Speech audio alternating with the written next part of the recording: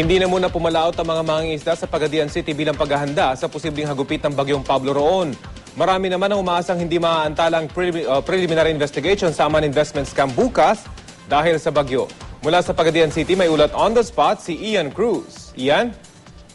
Yes, Rafi, nakaramdam ng banayad na pag-ulan ang lungsod ng Pagadian. Banayad din ang pag-ihip ng hangin dulot ng bagyong si Pablo. Kanina nga pasado alas 8 ng umaga na ideklara ang kanselasyon ng klase sa lahat ng levels, mapapribado man o pampubliko, kaya naman kanya-kanyang diskarte ang mga estudyante para makauwi. Sa pagbisita naman ng GMA News sa Pantalan ng Pagadian, nananatiling kalmado ang dagat. Pagamat masasabing walang malalaking alon, wala raw pumalaot na mga mangingisda. Patunay dyan ang mga nakadaong na fishing vessels sa Pantalan, pati na ang mga bangkang pangisda. Patuloy naman nakamonitor ang mga otoridad sa posibleng idulot ng bagyong Pablo rito sa Pagadian, partikular na nga, Rafi, yung mga nasa low-lying areas o yung malapit sa dagat na noong bagyong Sendong noong isang taon ay apektado ng pagbaha.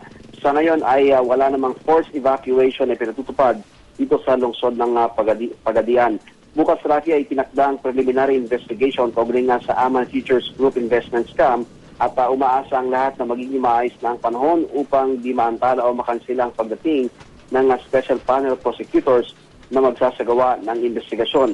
Sakaling hindi makarating ang panel dahil sa sama ng panahon, sinabi ni First Assistant City Prosecutor Teto Edralin na wala sila magagawa kundi i-reset ang investigasyon at imbitahan muli ang may 15 complainant at mahigit 30 respondents. Rafi?